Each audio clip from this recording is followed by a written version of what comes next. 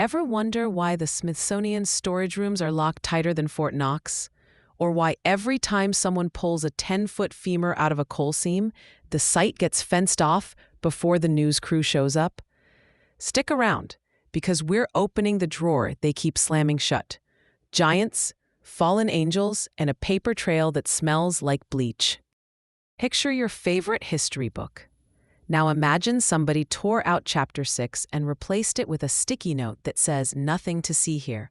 That's Genesis 6:1-4 for most folks. You've heard the bit, the sons of God saw the daughters of men, and boom, Nephilim. A Hebrew word that sounds like a warning. 3 questions keep me up at night. Who were these beings? Where did their bones go? And who keeps vacuuming them out of the record? Let's rewind. According to ancient texts like the Book of Enoch, 200 divine beings called Watchers made a pact on Mount Hermon. They left their celestial post, took human wives, and fathered children who became giants, the Nephilim. These weren't just tall people. They were hybrids, beings of immense size, strength, and intelligence. Their fathers taught humanity forbidden knowledge, metallurgy, warfare, astrology, and magic. But this knowledge came at a cost. The Nephilim began to dominate, consume, and even feed on humans. The world spiraled into chaos. Then came the flood, a divine reset, but something didn't add up. After the waters receded, reports of giants surfaced again. The spies Moses sent into Canaan came back shaken, saying they'd seen Nephilim, the sons of Anak, and felt like grasshoppers next to them. Goliath, slain by David, stood over 9 feet tall. King Og of Bashan required a bed 13 feet long.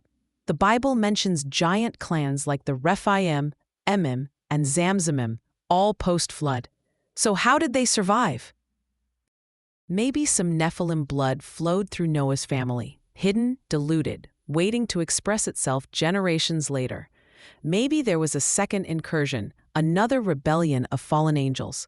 Or perhaps a few survived in remote, high-altitude refuges the flood didn't fully reach. Ancient cultures from the Cherokee to the Navajo tell of giant beings retreating into caves or deep earth. Massive, mysterious tunnels, like those in Derinkuyu, Turkey, or the Andes, suggest someone or something large once moved underground. Then there are the bones.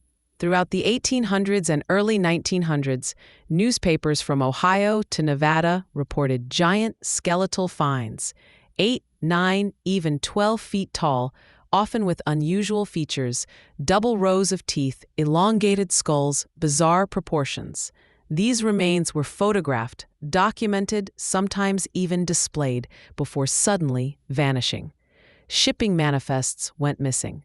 Museum curators gave vague answers. The Smithsonian received dozens of unusual specimens, and today claims to have no record of them. Why the cover-up? It's more than curiosity. If Nephilim existed, then land rights, origins of civilization, and even humanity's place in the world come into question.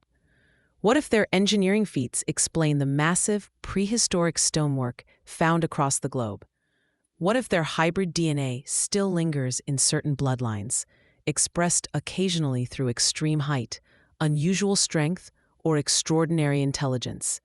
Some say their influence never left, that when the Nephilim died, their spirits became demons, disembodied entities still seeking influence in our world. Others believe they never truly left, that they're hidden among us, integrated into society, their origins obscured behind power, wealth, and secrecy. Maybe they're waiting. Maybe they're already here. So the next time you see a headline about a strange archaeological find that quickly gets debunked, or a video of an unusual excavation that suddenly vanishes from the internet, ask yourself, who benefits from the silence? What story are they trying to keep buried? This isn't just about bones. It's about identity, it's about history, and it's about truth.